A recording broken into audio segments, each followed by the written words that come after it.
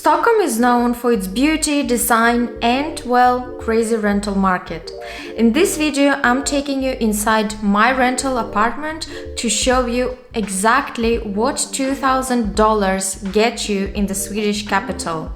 I will talk about how we found this apartment, what is the location and the layout. This apartment has 4 rooms and 2 bathrooms, and in total it's 80 square meters.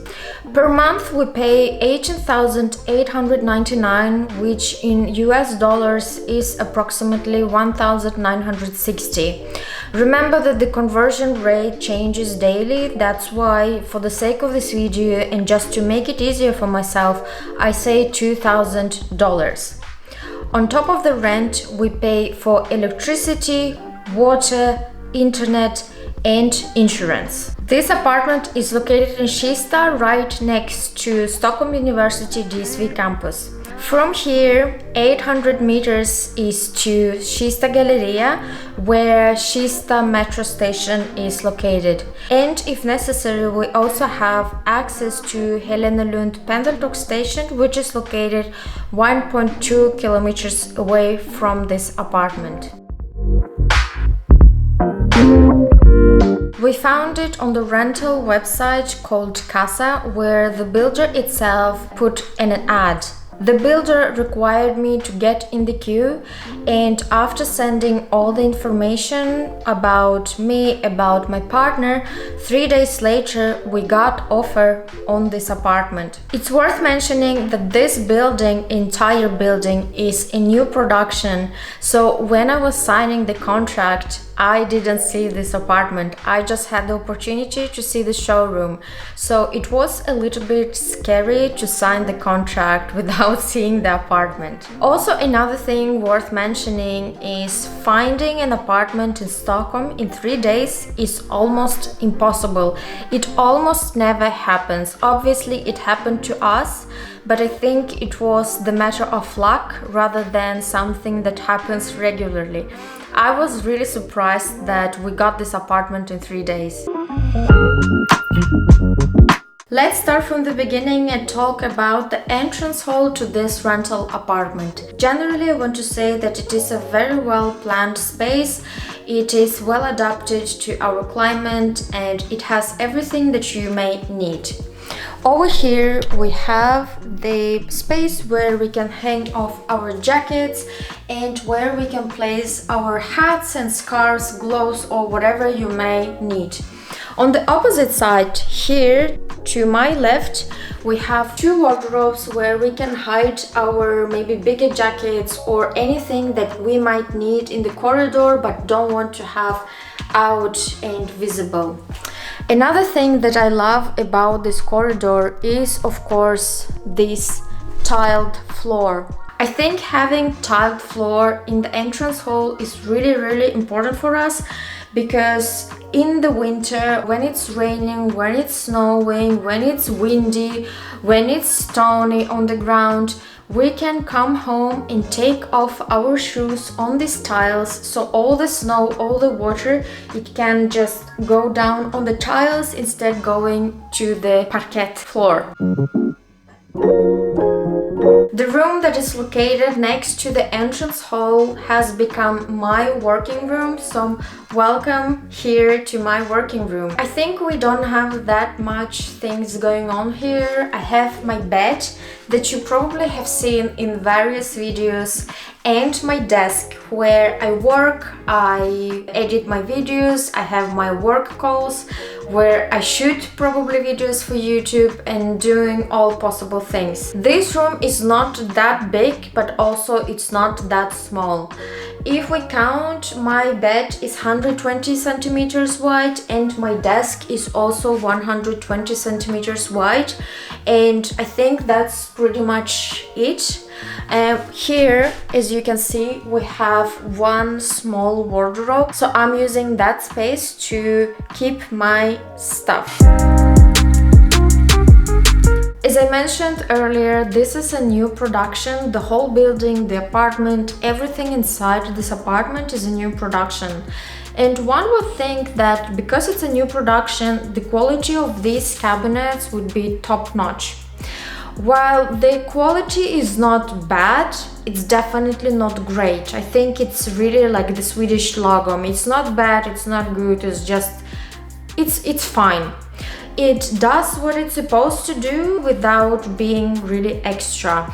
That can mean, for example, having these kind of cabinets that open like this instead of having drawers, or having metal countertop instead of having other materials that are available on the market. When we got offer for this apartment, we went through all the documentation and we found out that despite the fact that it's a new production and it's a new building, we would still need to buy our own dishwasher and we would need to install it ourselves. We were, I think, both very surprised about it, because I thought that having a dishwasher was a standard and it was something that comes by default when you're building a new apartment in Sweden, but apparently that's not the case. It was also mentioned that we need to buy our own microwave, which was fine because that's what's usually happening. At least what I think was good, we had this hole, it was already ready-made and we didn't have to think about that part ourselves.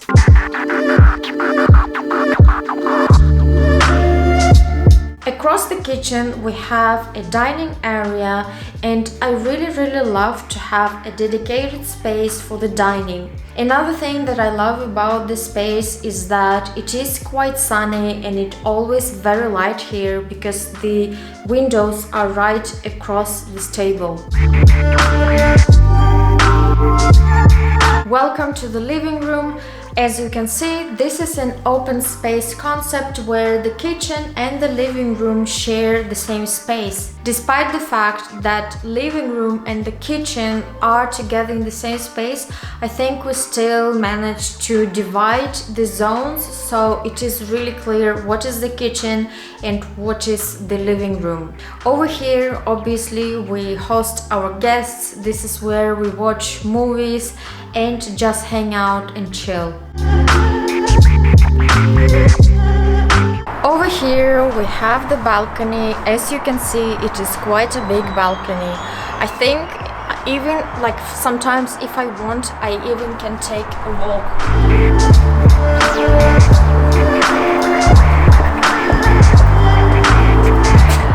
This balcony is great to use, especially in the summer. As I mentioned, Kista Galleria is located very closely here, just 800 meters away, and that is in that direction. Behind this building and this building, it's somewhere in there. And if we want to go to Leilaland station, then we need to take the road and it's gonna be in that direction. So it is a really great location because it's so close both to the metro and to the Pendeltåg station.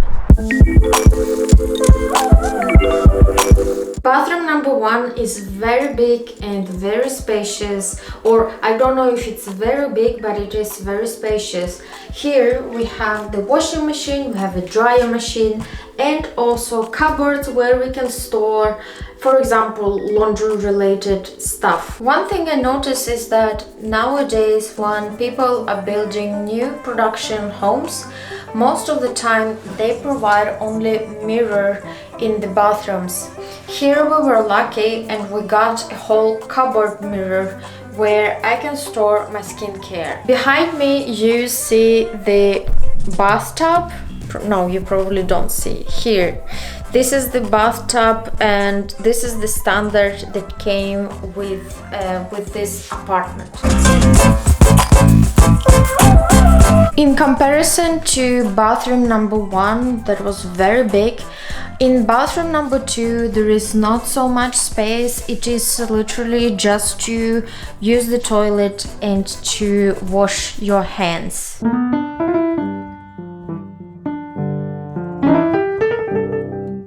This bedroom is quite big and it is very light. I love the fact that we were able to fit 180-centimeter bed and add 2 night tables. Behind me there is a wardrobe where I'm storing my clothes. Even though we have this wardrobe, I think it doesn't have enough shelves. We had the opportunity to buy a few more shelves, but we knew that we wouldn't stay in this apartment for too long, so we decided to not spend money on that. The last room of this apartment is used by my boyfriend as a working room. This room is not that big, but also not that small. We were able to fit a bed, a shelf from IKEA, and a desk with all his screens and all the tech that he needs for the work. Behind me there is a wardrobe where he's storing his clothes. That way my clothes are in the bedroom and his clothes are here. The last thing that I want to mention about this apartment is this corridor space. Even though this is not technically a room, this is just a corridor, I still think that it's worth mentioning.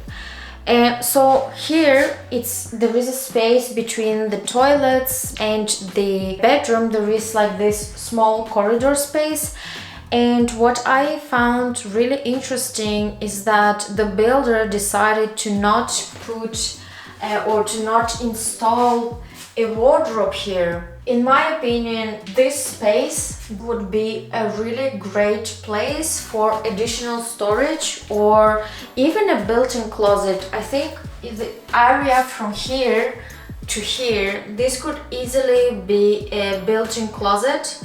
But I guess the builder decided to not put that much money and wanted to save as much money as possible, so they just left this open. Alright, so this was what my $2,000 rental apartment gets me in Stockholm. I hope you liked this video and you found it interesting. Please let me know in the comments down below what you think. Does it make sense? Is it a lot? Is it not? How much do you pay in your city for the same size apartment? As you probably know and probably have guessed, this is the last video that I am releasing from this apartment because me and my boyfriend, we bought a Radhus and I'm super excited to start a new chapter and release new videos from my own home. Thanks for watching and see you in my next video.